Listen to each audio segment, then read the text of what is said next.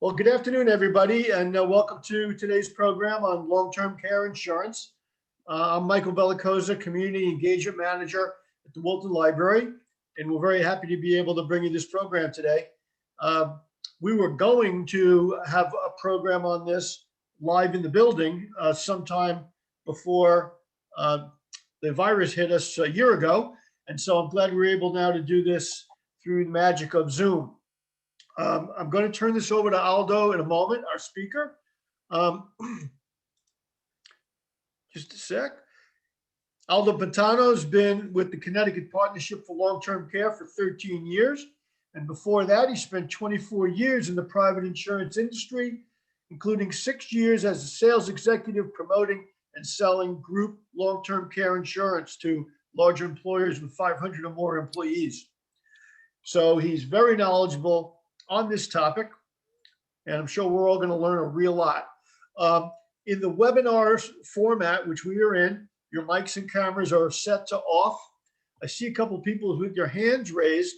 We're not really calling on people for them to talk with the large audience that we have, but down you should see a button called Q&A.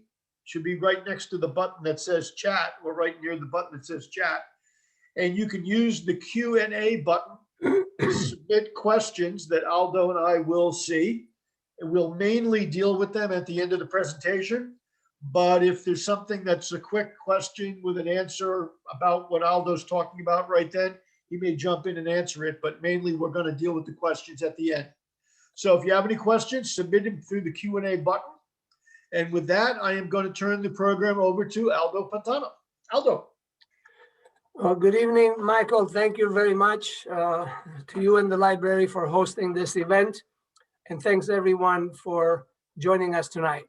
Again, my name is Aldo Piantano, and I work for the state's Office of Policy and Management.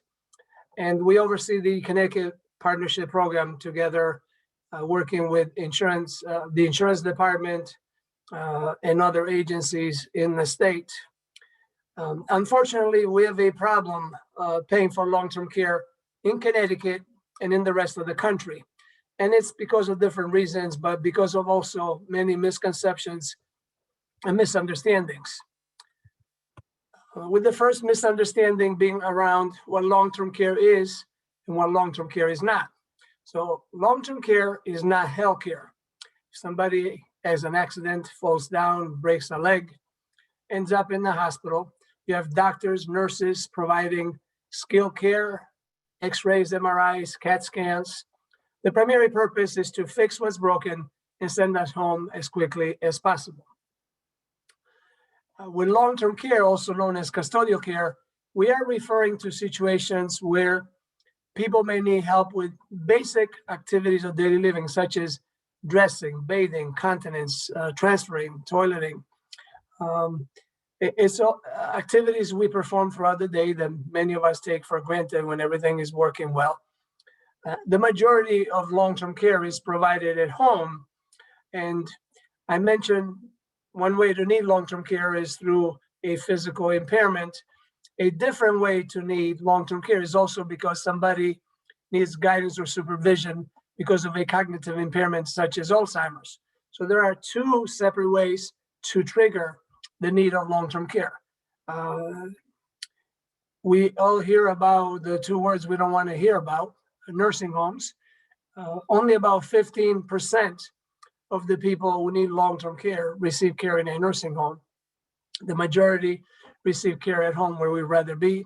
And also you have other options that work for some people, such as adult daycare, assisted living. There's also community-based services that can be available to help the individual stay at home as much as possible. Another misconception is the risk of needing long-term care. Most people think that long-term care is only needed by older individuals, but reality is very different.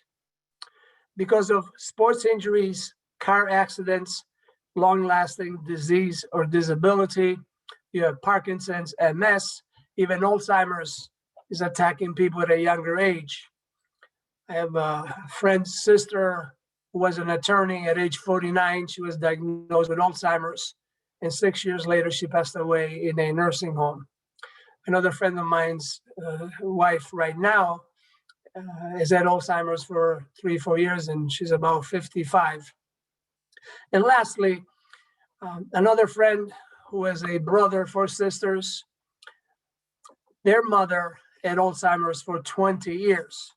So an average Alzheimer's lasts about an average of 8 years, with a range between 2 to 16, but there are exceptions. And for some reason, Alzheimer's seems to prefer women. Now, experts don't agree 100%, but in general, you think that the older we live, the greater the chance of needing some type of long-term care. And since women live longer, that might be the reason why you have more women with Alzheimer's. But again, it can happen at a younger age. Close to 40% of people who need long-term care are under the age of 65. According to the Alzheimer's Association, every 67 seconds, somebody in the country develops Alzheimer's. And that's about 500,000 people a year. Excuse me. And with 10,000 people turning 65 every day, as you can see, the storm is brewing. We're going to need more and more services and solutions on how to handle long-term care, and also the very expensive care that is associated with long-term care. How can we prepare ourselves to avoid becoming impoverished should we need long-term care? If we're fortunate enough to live to age 65 and beyond, close to 50%, every other person will need some type of long-term care. About 58% for women and about 42% for men. So it's greater risk for women to need some form of long-term care. Another misconception is the cost of long-term care. A friend of mine calls me and she says, well, Medicare is not going to pay for my father's care in the nursing home anymore, and they want $12,000 up front a month. Well, that's the unfortunate bad surprise that many of us can run into when we don't think about these issues. We don't prepare for these types of issues. You see here that the average cost of care in Connecticut is $456. Many nursing homes are charging more, like $550, $500. Some are charging less, $380, $400, $420. We are the second most expensive state in the country when it comes to the cost of nursing homes. We live in the Northeast, and the cost of living is high. And where the cost of living is high, the cost of care is high as well. Now, what's the most expensive state in the country? Well, if you would like to see any clear day out of your nursing home balcony, beautiful Russia, way out there, then you will be in Alaska paying close to $950 a day. That's close to $350,000 a year. Most people cannot pay for this type of expense. So the government has to take on that burden, because not everybody has an oil well in their backyard in Alaska. In Connecticut, fortunately, we're not at $950 a day, but it doesn't matter. If it's too expensive, it's too expensive. So the average in Connecticut is about a little over $166,000 a year. Imagine what that could do to the average family who's not expecting this type of expense, who's not prepared for this type of expense. And all of a sudden, whether you're receiving care at home or in a nursing home, and you're spending $60, $80, $100, $140,000 a year, that can force, unfortunately, many people to become poor, paying for care out of their income and out of their assets. So is there a better way to do this? And there are many different ways. It's not one answer for everybody, but tonight we'll talk about one possible solution where more than 60,000 people in Connecticut have purchased this special insurance policy through the Connecticut Partnership for Long-Term Care Program. I would like to point out to you here, we have been keeping track of inflation and the increases in nursing home cost since 1988. The average is about 4.8%. The good news is that over the last 8 years, the increases in cost of care has been closer to under 2%. And now it's a little bit greater, 2.3, 2.6. It is great that the cost of care is not increasing as rapidly, but nobody knows what tomorrow, 5, 20 years from now, will look like. But the important thing to know is that any type of protection we seek to consider, whether it's in the form of insurance, it's important to keep in mind inflation, because if we purchase something today that is $300 and 20 years from now it's still $300, that will not help us much, because we know cost of living goes up, cost of care goes up, everything seems to go up. And then we would have a tremendous amount out-of-pocket expenses because we didn't have adequate insurance levels. So I'll be talking more about that as well. Now, if long-term care is so expensive, who's paying for it? Well, this is an area where there are many misconceptions. This group here is paying out of pocket 22% or so, and eventually they would have to spend down their assets to poverty level before they can qualify for a government program such as Medicaid to pay for their long-term care. You have more than 10 million people throughout the country that have purchased long-term care policies. And then you have Medicaid, the largest payer of long-term care expenses. Now, with Medicaid in Connecticut as a single person, we have to spend down our assets to $1,600. We're considered poor, and then maybe we qualify for Medicaid. And when you're on Medicaid, you're allowed to keep $60 a month, or 60 plus 90 if you're a wartime veteran. So all the other additional income has to be used to help pay for your care. And if you're married, the state doesn't want the community spouse to become poor because the other spouse needs long-term care and is applying for Medicaid. So when you're married and one person applies to Medicaid and the community spouse is living at home, the community spouse gets to protect the house, the car, regardless of value for both. And then there's a formula in place. They also protect up to 50% of their other assets, but no more than $130,380. Again, house, car, up to 50%, no more than $130,380. Then everything else they own has to be spent down towards care, because the state is looking to the individual and the family to share for some of the expenses, because obviously funds are not unlimited, and Medicaid will not be there for the people who truly need it if we keep going at this rate, because Medicaid was not built to help pay for long-term care for everybody in the country.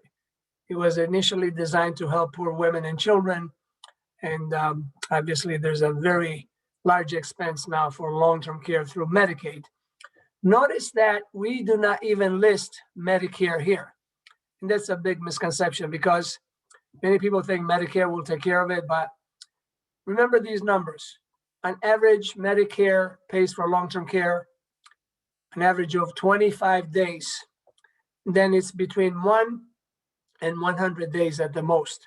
After 100 days, you pay for care out of your pocket. That's if you're fortunate enough to get 100 days covered, because Medicare pays only for very specific situations. Somebody falls down the stairs, breaks a hip, other conditions, ends up in the hospital. You are in the hospital at least 3 days without counting the day of discharge. And then you need some rehabilitation. So Medicare will pay for such situations.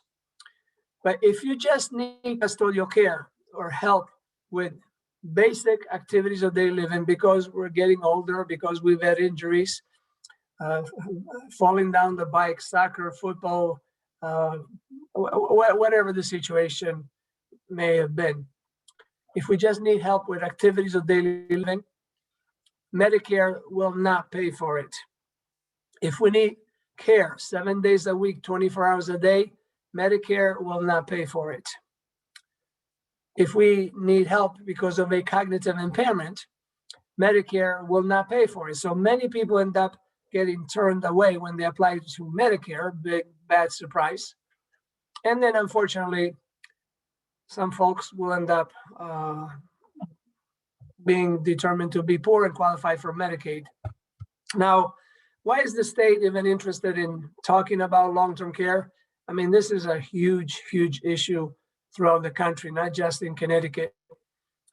We can choose to ignore pretty much all these different issues, but in the end, every day that goes by, we are one day older. As we get older, the risk of needing long-term care is higher.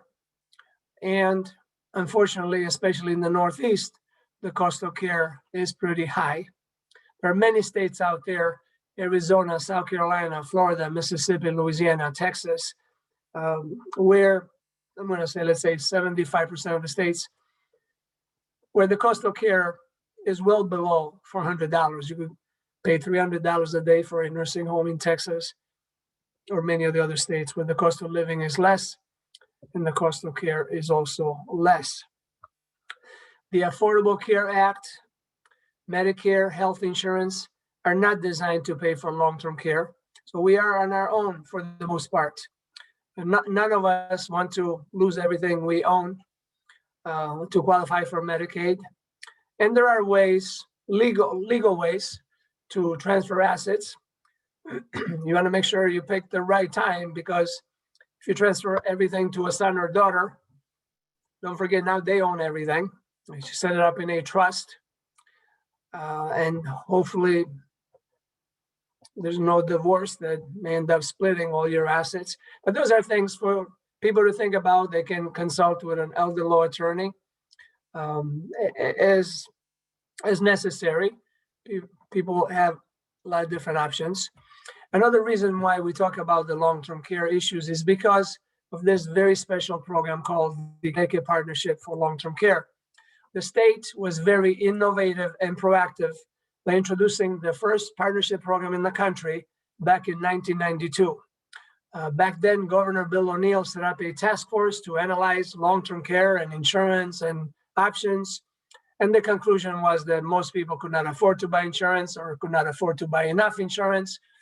And then even if you bought a non-partnership policy and you ran out of insurance and you still needed 2-3 years of care, you could be at risk of depleting your assets. So what was the purpose of buying insurance if you still were at risk of becoming poor?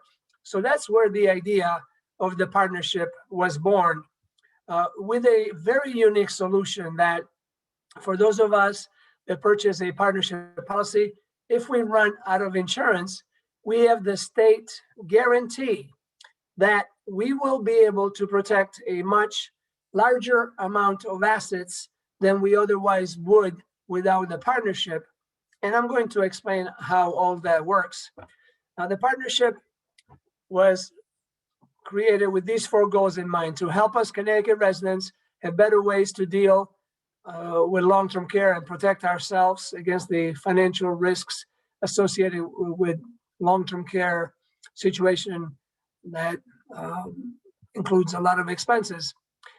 And what if we can transfer risk to insurance instead of keeping it to ourselves? Excuse me. If the state was going to enter into a partnership with insurance companies, we wanted to make sure that higher standards would be required and would have to be met through partnership policies, where non-partnership policies do not have to meet these higher standards. So all partnership policies offer comprehensive coverage. And since day one, all partnership policies were required to include automatic compounded inflation protection. In the beginning, it was 5%. About 6 years ago or so, we were glad to see that another option was approved. So therefore, all partnership policies that are purchased going forward cannot have inflation protection that is less than 3% compounded automatic inflation protection. So there are different options with inflation protection. If this going into the partnership, it was recognized a lot of education would be needed. During normal days, we do about 50 presentations, mostly in libraries, but other organizations, universities, the UConn Law School, Central Connecticut State University, Southern Connecticut, the Connecticut Conference of Municipalities, employers, anybody that wants to speak to us about the partnership, we would be very happy to meet with them and discuss how the program works. So maybe 1,000 people a year. And now, since it's not currently available to have group meetings, we're very, very appreciative and glad that we have this option of talking to you as we're doing here tonight. And the last goal, to help the state save on state Medicaid funds. Since 1992, there's a formula in place that many groups have reviewed and approved. And it shows that the partnership program has saved the state of Connecticut Medicaid program more than $64.9 million. And that's because as more and more people buy, whether it's long-term care insurance or the Connecticut Partnership for Long-Term Care Insurance, then these people use their insurance if they have to, and hopefully they don't run out of insurance. And if you don't run out of insurance, you don't have to apply to Medicaid.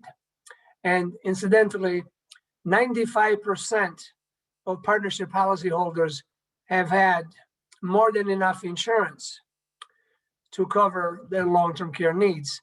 The 5% that ran out of insurance, they were able to take advantage of the special guarantee, the special safety net that only by state law partnership policies can offer. And that 5% is where it is now, but in time, as more and more claims are submitted, as we get older and more people need long-term care, we may see more people that may actually run out of insurance and take advantage of the special value called Medicaid asset protection, only again available through partnership policies. So how does this work? Basically,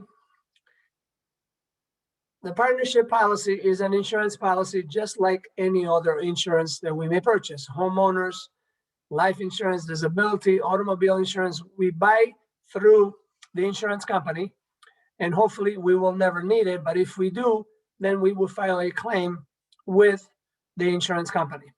Let's say we get approved, and about 96% of partnership claims that have been filed have been approved.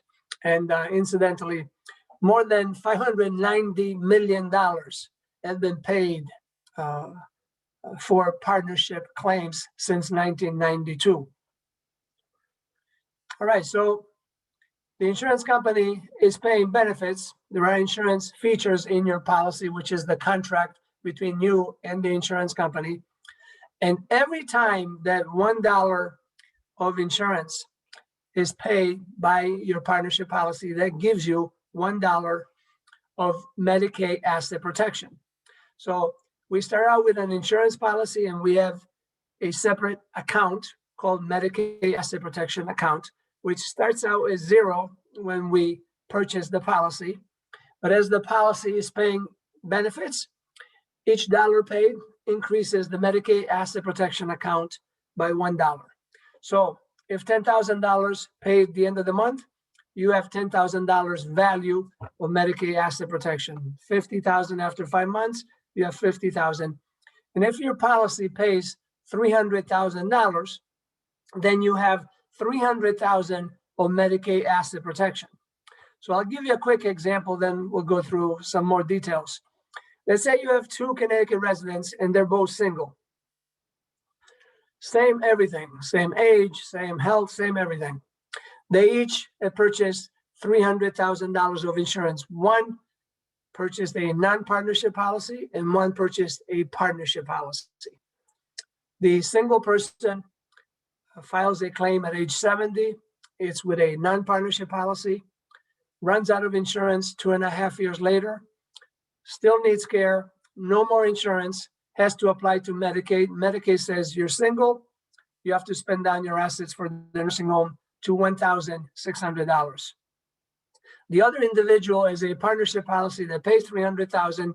Therefore, she has $300,000 of Medicaid asset protection. When she runs out of insurance, she files with Medicaid, and Medicaid says, you're single, you can keep $1,600 of your assets plus $300,000 because that's how much your partnership policy paid out. So the Department of Social Services, where Medicaid claims are filed and processed, when determining eligibility, DSS will disregard any assets that you have up to the amount the partnership policy is paid in benefits. And that's exactly what the partnership does for us. It allows us, if we run out of insurance, to go on Medicaid and protect a much larger amount of assets than we otherwise would. So quickly here, we have 4 examples: Alice, Bob, Cindy, and Dave. It took us a week to come up with those names, but they're set in stone now. And you have assets column, how much each person has. This is the 3rd column, partnership, policy benefit payments. It tells you how much the policy paid or not, as in David's example. And then the last column here is how Medicaid sees the financial situation for the individual. Alice is based on a true example. Grandmother, she had $100,000 in assets. She didn't want to have anything to do with special steps, hiding assets, setting up trusts, doing things that are legal that can be done. But she had heard about the partnership, and that's how she wanted to protect her assets. She bought from a certified agent, an agent certified to sell partnership policies, a policy that would pay at least $100,000. I'm keeping inflation out of these numbers to make it easy for myself and you as well. 2 years later, she developed Alzheimer's, files a claim with the insurance company. The insurance company pays benefits. She runs out of insurance benefits for a total of $100,000. She applies to Medicaid. Medicaid says, Alice, you're single, you have $100,000. You got to spend it down to $1,600. However, Alice gives to Medicaid reports required by state law, and the insurance company must send them every 3 months when you're in claim. The quarterly Medicaid asset protection reports.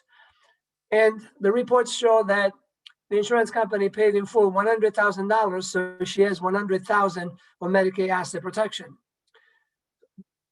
After Medicaid confirms with the insurance company that this information is accurate, they say to Alice, Alice, you have 0 countable assets from Medicaid's perspective. She immediately takes $100,000, transfers them to her daughter to help pay for the grandchildren's education. And then she went on for 4 more years needing long-term care paid by Medicaid. So here's an example with Alice that she bought a small policy. She had a smaller amount of assets in some circles. And she achieved the equivalent of unlimited coverage because her $100,000 in assets was first protected when she needed care and the insurance company was paying, and she did not have to access her assets or income. And then when she ran out of insurance, she was able to protect her $100,000 of assets again by transferring them, and there's no penalty.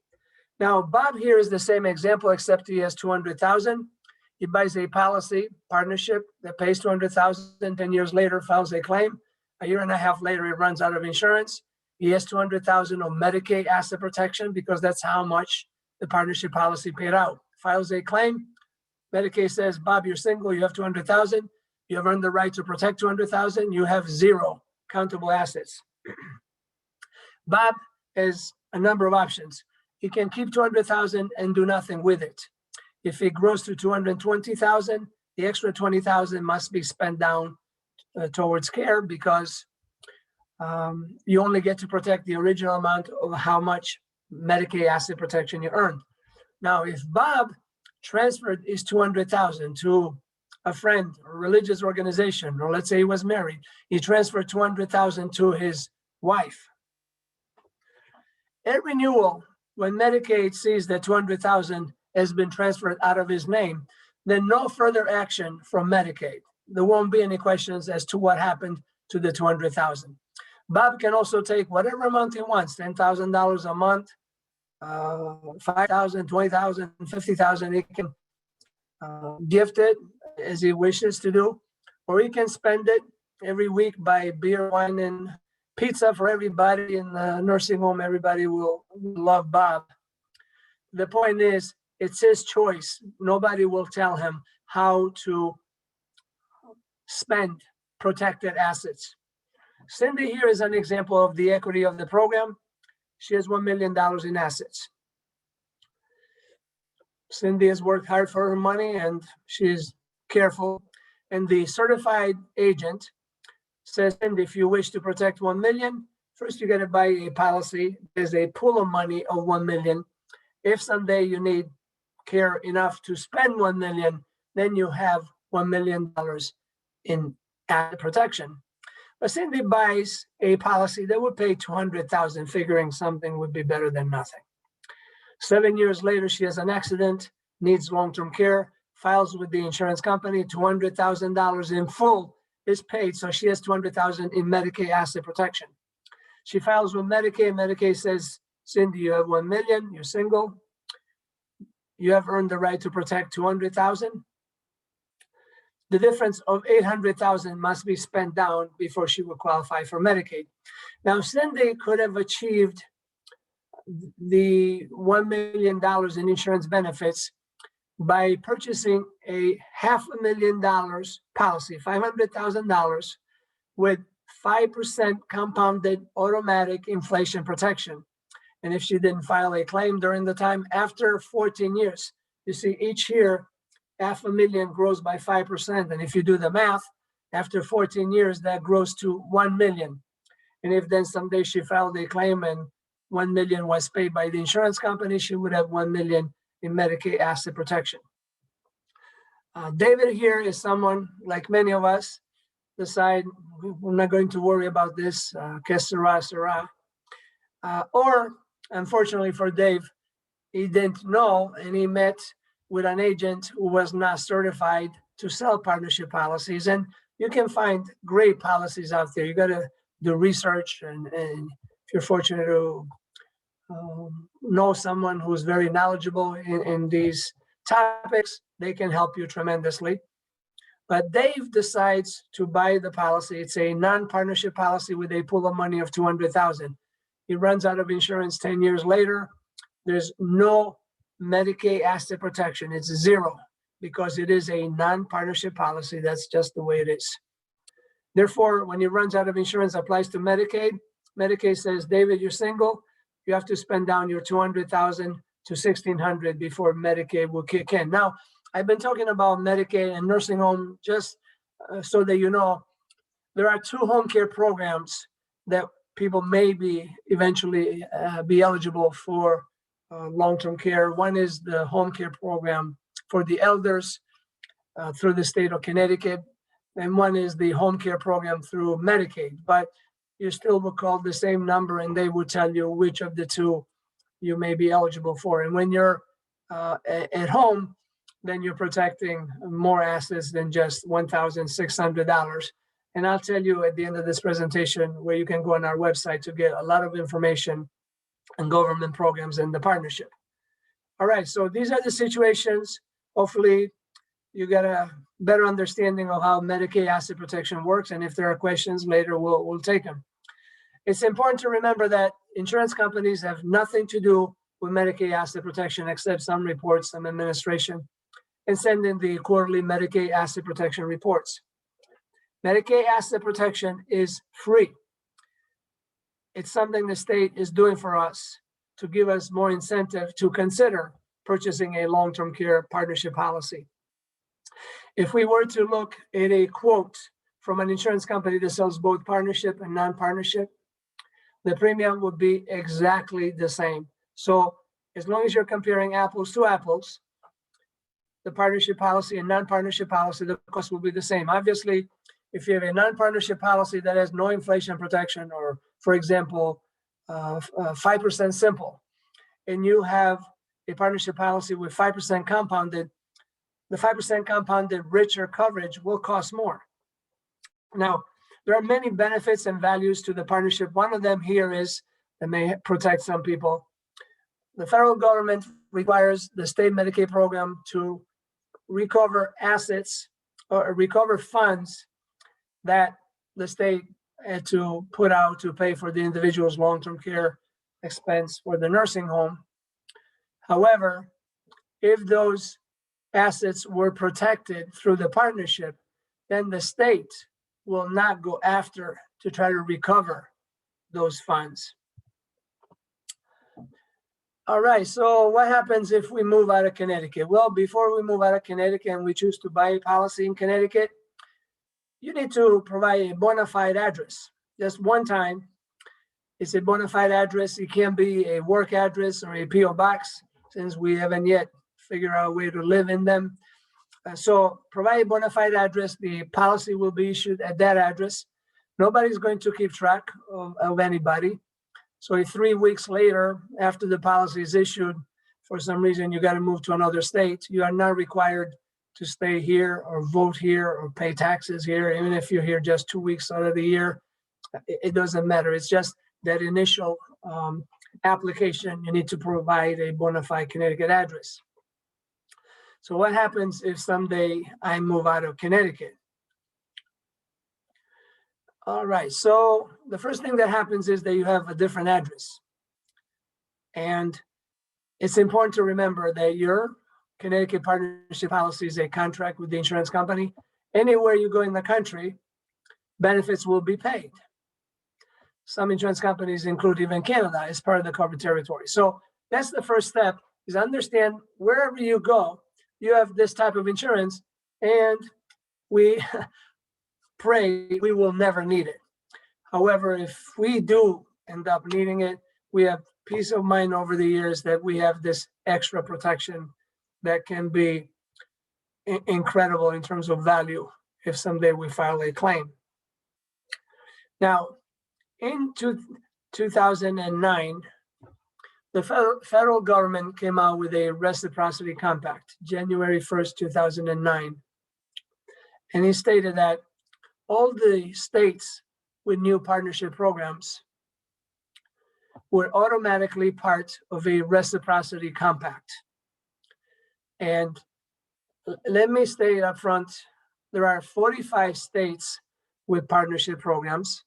Only one of them, and it's California, does not have reciprocity with other states. And we think that's hurting state residents there, and perhaps it will change at some point in the future. But 44 states have reciprocity with each other.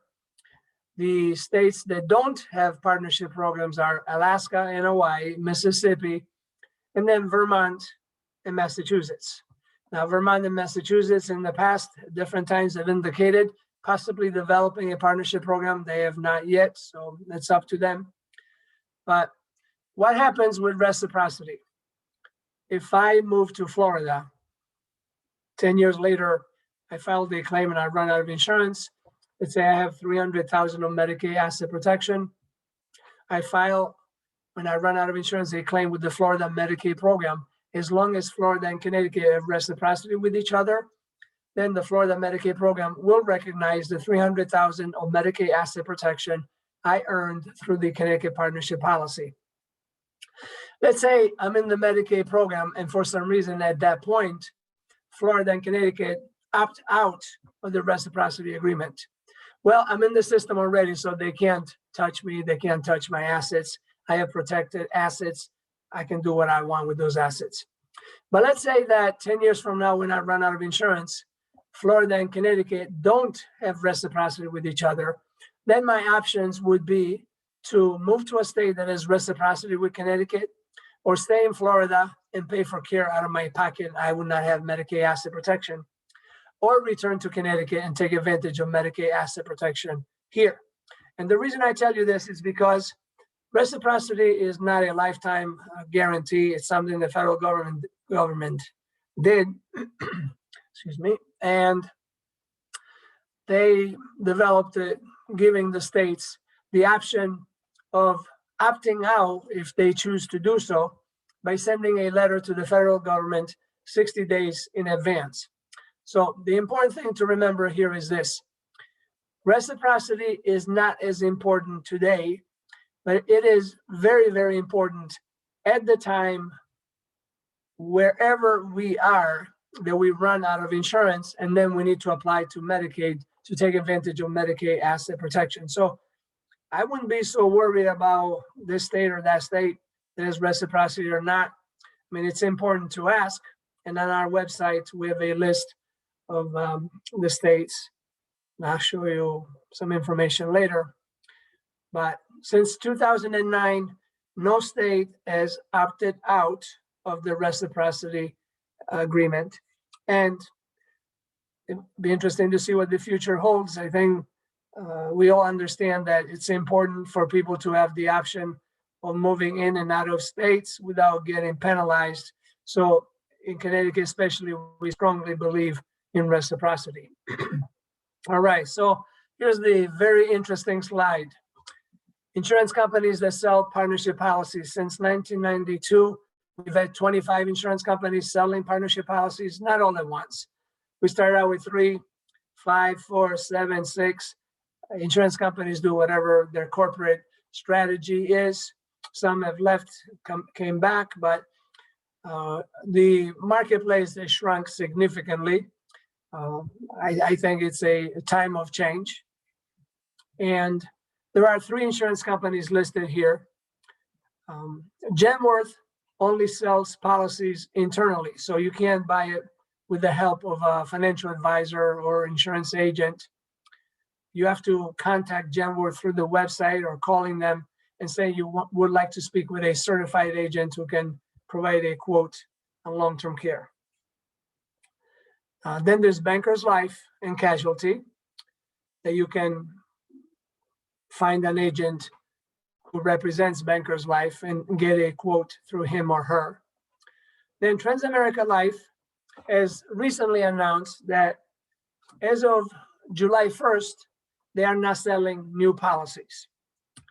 So if somebody would like to see the cost through Transamerica, reach out to them as quickly as you can, or an insurance agent who is certified to sell partnership policies and can get you a quote through Transamerica. Rates will vary significantly. You need to understand there are many variables. Your age, 50 will pay a lot less than 70. Male or female. Female, there's a load because higher claims are expected in the future than males. Also, whether you're buying a Cadillac plan or a very basic plan, $300 a day daily cap is going to cost less than $500. A plan that can last 2 years will cost a lot less than a plan with 5 years. So all these factors impact rates, and therefore it's important to get a quote in order to see what options you have. And don't be afraid to ask for the agent or the insurance company to show you many different options, because in the end, you get to choose what may work best for you. All right, so these are the insurance companies.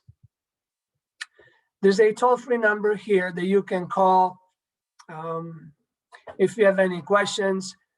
If you have a pen, I'm going to give you another number where you might be able to reach our unit hotline quicker, which is 860-418-6318. That's the Connecticut Partnership line, 860-418-6318. Also, please note here on our ctpartnership.org website, if you go there, on the left-hand side, you have advisor and then you have consumers. If you select consumer, you will see many state publications, frequently asked questions about long-term care and the partnership, what to look for when trying to make a decision on buying a partnership policy, factors that impact decisions to consider when looking at a partnership quote or requesting a partnership quote. You also have government programs where you can get a lot of the same information I have provided on Medicaid and much more as far as details for home care programs and also Medicare. So there's a wealth of information if you go through the website. If you ever have any questions, call the either 800 number or the other number I gave you, and someone will answer quickly or will call you back if they're on the phone and helping other people. All right, so having said that, thank you so much for your attention so far. I would like to get to the point where we can ask some questions. Just to let you know, if you're married and you request a quote, you can get as much as 30% discount on the quoted rates if both spouses are approved. And in some instances, if just one spouse is approved and you both had applied, you may still be able to get a 15% discount. So always ask if there are any discounts. And all partnership policyholders who receive care in Connecticut from a Connecticut nursing home by state law are required to get a 5% discount on the nursing home rate. Now, 5% may not sound like much, but when it could be $8,000-$10,000 a year, that's pretty good chunk of money to protect. All right, so Michael, can we open up for questions? Yep, thanks, Aldo. Now, if you click on your own screen, Yes. the Q&A button, you'll see that we've got 3. Now we have 4 questions. Okay. You can take them in order and Yes. and then just. Okay. So the first question is, are there only certain places that take Medicaid? Are you in a lesser quality home if Medicaid is paying? So please keep in mind, and believe me, most of us have that conclusion. Keep in mind that 95% of Connecticut nursing homes rely on Medicaid patients, and they accept Medicaid patients.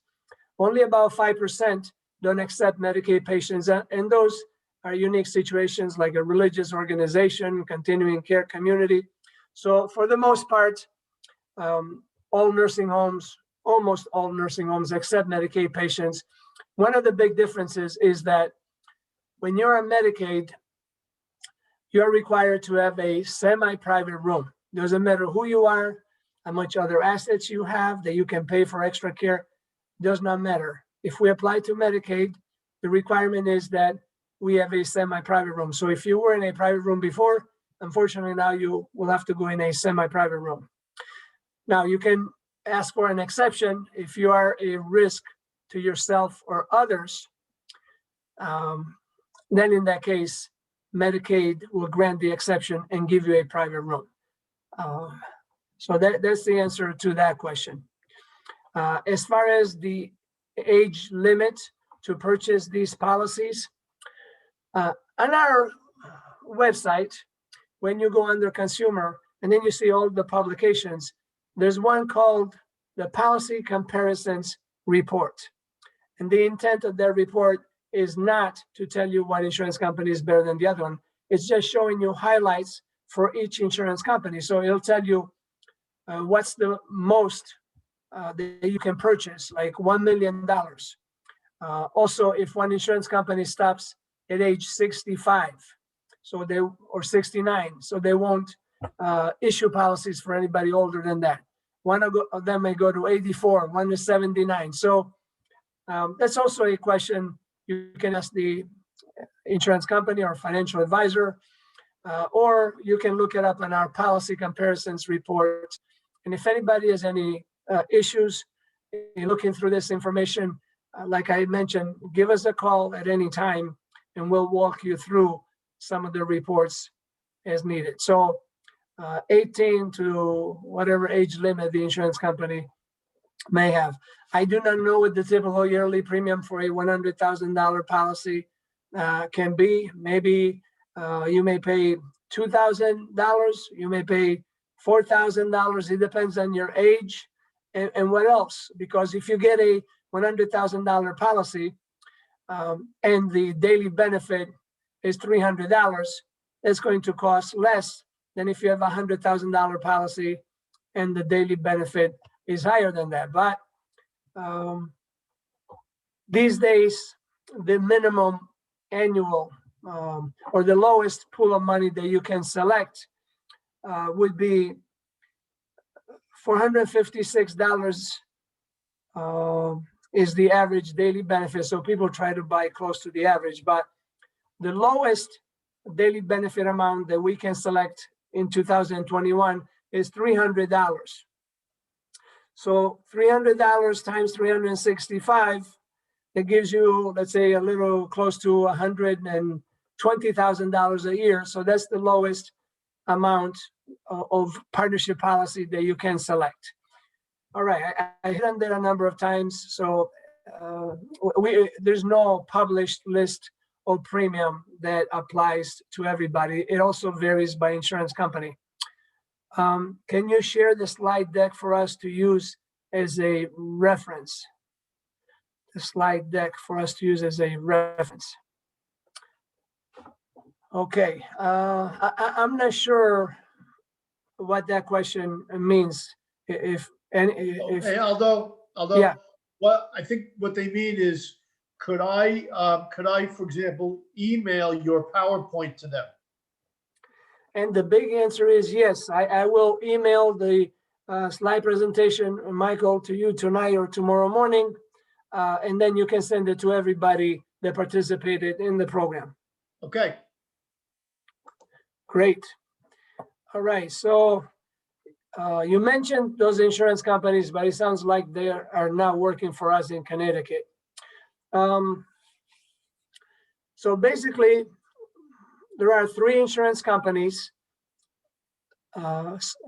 approved to sell partnership policies in Connecticut, and they are Bankers Life. So you can call them and get a quote from them, or have an insurance agent who is appointed with them and help you get a quote. You can also call Genworth Financial and have them provide a quote. There are no agents involved, so you got to deal directly with Genworth.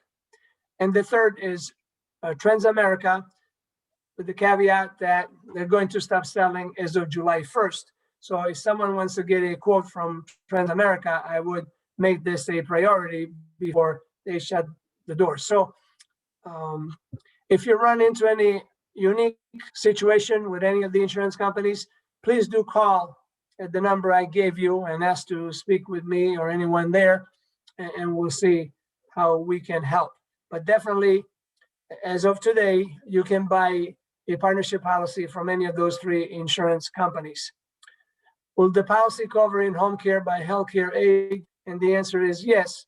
You have options under the partnership: home care, where most claims are; adult daycare, which can work for some people; assisted living, obviously can be a great option for some people; and also the nursing home. Keep in mind one thing. I got a phone call, I don't know, 5 days ago. Somebody was like 85 years old. God bless them.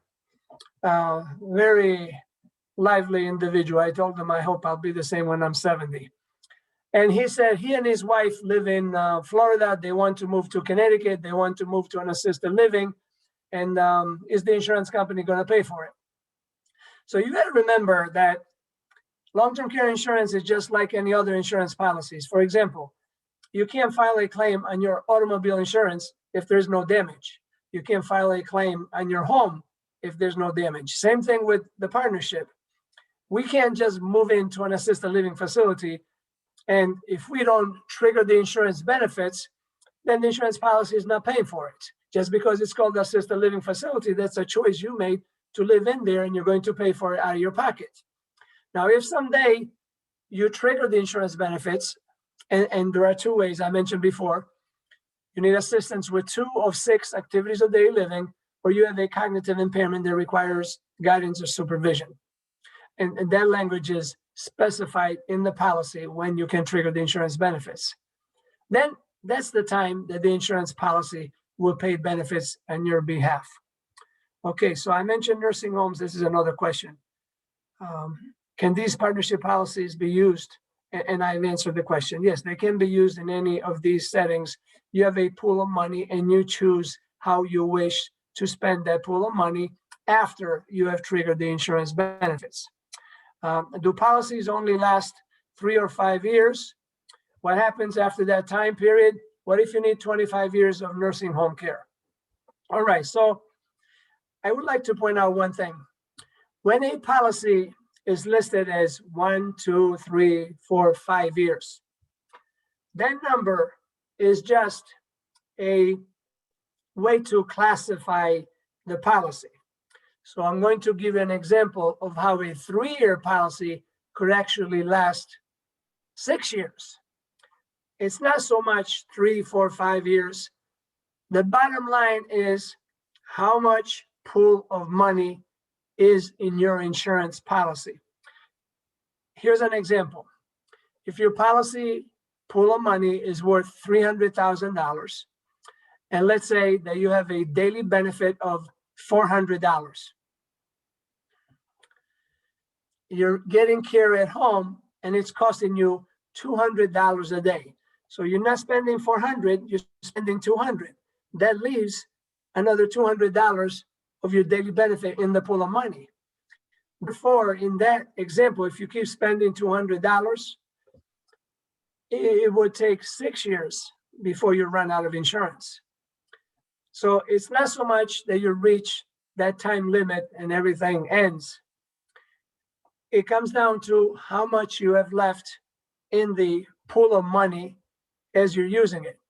And this is why it's very important that up front, if you're single or you're married, you take a few steps back and you say, how much of our assets do we wish to really protect? I mean, it'd be great to protect 1 million, but that may cost a lot of money for the insurance policy. So then we may make some compromise. And keep in mind that the community spouse living at home gets to protect the house, the car, up to 50%, no more than $130,380. And so if you have a policy that's paid out $300,000, you add $300,000 of protection to 130 and to the house and the car, that may be significant protection for, a good number of people. Are pre-existing conditions considered when policy is being purchased? Yes, you file a claim form that may have 30 or so questions. And based on those questions and the answers you provide, each answer is a value. And then the underwriter determines if the individual is too much risk for the insurance company or if they can accept him or her to issue a policy. Don't forget, the insurance company is not looking for the perfect individual because there's no such thing. But some conditions that we have, we may think will prevent us from getting insurance, but in reality, they may not be very high risk for long-term care.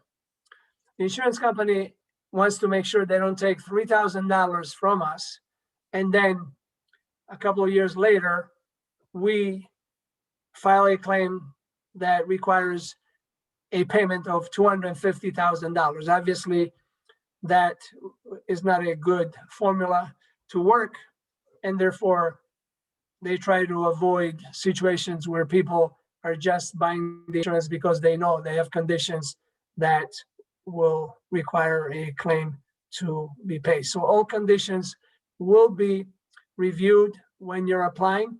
And once you declare those conditions, if then there is a claim afterwards, they will honor the claim because you disclose those conditions. All right, one more question here. You mentioned for married couple, the discount is 30%. Is that only for the first year's premium, or will it be for life of the policy as long as both people are living? So the 30% discount, if you can get it, it will reduce the premium, and then you continue to pay that premium on a guaranteed issue basis, meaning, guaranteed renewable basis. They cannot cancel or change your benefits without your explicit written permission. Now, just for everybody to know, rates can change. Up to 10 years ago, we never saw any rate changes, rate increases, but then some of the major insurance companies filed for rate increases, and every insurance company is pretty much submitted to the insurance department a request to increase rates. And what happened in 1992 is that insurance companies miscalculated the volume of claims, miscalculated return on investment, which unfortunately was lower than expected, and also built-in lapse rates with the pricing that was not accurate. And the state of Connecticut also requires 60 cents to be set aside to pay for present and future claims. So if the insurance company can prove to the insurance department that they're setting aside, for example, 47 cents instead of 60, then the insurance department is going to approve. So the rates can change. They're not guaranteed. The rates of today are much higher than 28 years ago. And we hope that in the future, there will be more stability. The other thing too, and I want to make sure everybody understands, nothing may happen this year. We don't know. There are some bills that the legislature is looking at, and we hope some things happen to protect the consumer further. For example, 2 regulations came in place saying that if a rate increase was approved of 20% or higher by the insurance department, it would have to be spread over a period of 3 years. Now there's a bill on the table that instead of 3 years, it may be 5 years. But again, this is just initial stages. We don't know which direction it's going to take. And also during those 5 years, they would not have any other rate increases if this bill becomes reality. So the louder we can be with legislators to let them know what our concerns are. Sometimes the wheel that gets squeaked gets oiled, and I called last week myself, so it's good to put our 2 cents in there to have them support legislation that will help the consumer with long-term care issues. All right, let's say that this is another question. If one of the 3 will not be offering policies, are there other insurance companies that you will partner with? We are very open to have other insurance companies contact us and see if they can be part of the partnership. I know insurance agents periodically are reaching out to some insurance companies, and we don't know what the future will bring, but we are more than glad to discuss having other insurance companies join the partnership. We just don't go out and actively select insurance companies to try to join the partnership. That's how it's been from the beginning. And I've been there 13 years, so sometimes we do what we're told to do. Let's say that I am 50. This is another comment here, question, and buy a policy with a $300 a month premium. Is that premium locked in, or does it increase annually? All right, so in general, it's entry age level premium, and it's supposed to lock in the rate when you buy the policy. However, on the policy itself, there's language that says insurance companies have the right to increase premium. So to answer your question, in general, we hope the premium does not go up for a long, long time, but the door is open where insurance companies can request from the insurance department for a rate increase. And sometimes the insurance department is denied the rate increase, approved it in full, or compromised by saying we deny 40%, but we approve 18% based on the numbers that have been provided. All right, there's another question here. My understanding is that you would not be eligible for a private room under a private room unless you have potential self-harm. So under a partnership policy, you're looking at a semi-private room, if not home care is used. As far as a nursing home is concerned, when you apply to Medicaid, the general requirement is that Medicaid recipients will be in a semi-private room. If the individual, as you said, can potentially cause harm to herself, himself, or others, then Medicaid may approve for a private room. So that's how it works in general. Assisted living and nursing home, again, you have to qualify for insurance benefits first under the partnership. The partnership does not say to you, you must have a semi-private room or a private room. You are on your own. When you file a claim for home care, a registered nurse or social worker will meet with you and the family, and they are required by state law to put together a comprehensive plan of care that shows exactly the type of care that would be best for your situation at home to keep you safely and comfortable there. In the end, you have a daily benefit amount, whether it's $400 or $350 or $300, and you choose how to spend it. If you want to spend $400 a day and that's your full benefit, you can. Again, first you must trigger the insurance benefits to show proof that you need help with 2 of 6 activities of daily living, or you have a cognitive impairment and you need guidance or supervision. Now, 2 participants raised hands. Let's see. Michael, I usually don't. Yeah, don't worry about the raised hands. Those, I think, were from the beginning. Okay. If I answered all the questions, I don't see any others here.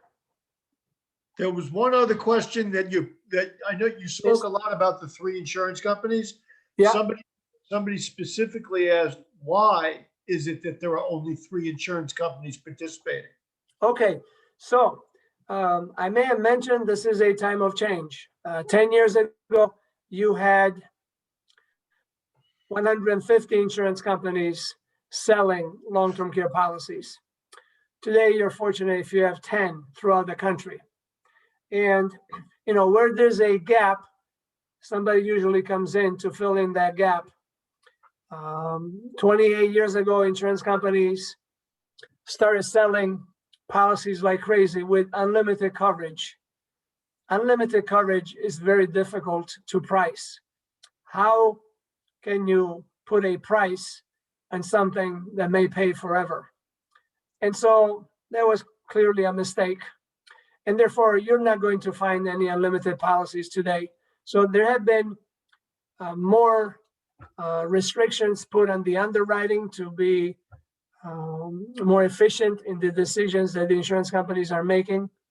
They have repriced the product, added more loads to account for some of the mistakes they've made in the past. And so, whether we have 3 insurance companies a year from now, or whether we have 5, or we have 2, unfortunately, the reality is that the need of long-term care doesn't go away, and the risk of spending a lot of money for long-term care, if things stay the same, does not go away as well. So therefore, we need to find solutions, and a starting point may be with the insurance companies that are currently available. But obviously, if someone wants to look for a different way to do it, you have options out there. If somebody wants to wait, keep in mind that some of the public forums that we do, at the end of the presentation, a couple may come on, or this lady may come to talk to us, and she says, I told my husband 5 years ago we should have bought a policy, but he said, oh, I'm still young, let's wait 5 more years or what, until I reach a certain age. And then he had a stroke. He had health issues that make him uninsurable. So the best time to buy is yesterday. The more we have the policy, the more growth there is. Yes, we're paying more premium, but it's an individual decision to say, do I want to invest over the years to pay $20,000, $25,000, $30,000, some cases more, to protect $200,000, $300,000, $500,000. So it's thinking about the protection of assets and what makes most sense to you. Obviously, we would love to have 15 companies right now, but we don't, so we're moving with what we have. Any other questions? Nope, I think you got them all, Aldo. That was very interesting, very informative. Thank you. And thank you very much for taking your time with us tonight.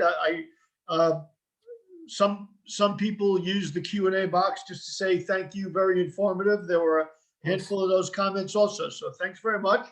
For those of you who are still in the session, we'll make the recording available also once we clean it up a little bit so that it's ready to be viewed. And Aldo will send me his PowerPoint, and I'll also send that to the people on the sign-up list. Okay, great. Thank you very much, Michael. You all have a good night. Great. Thanks, Aldo. Good night, everybody. Take care.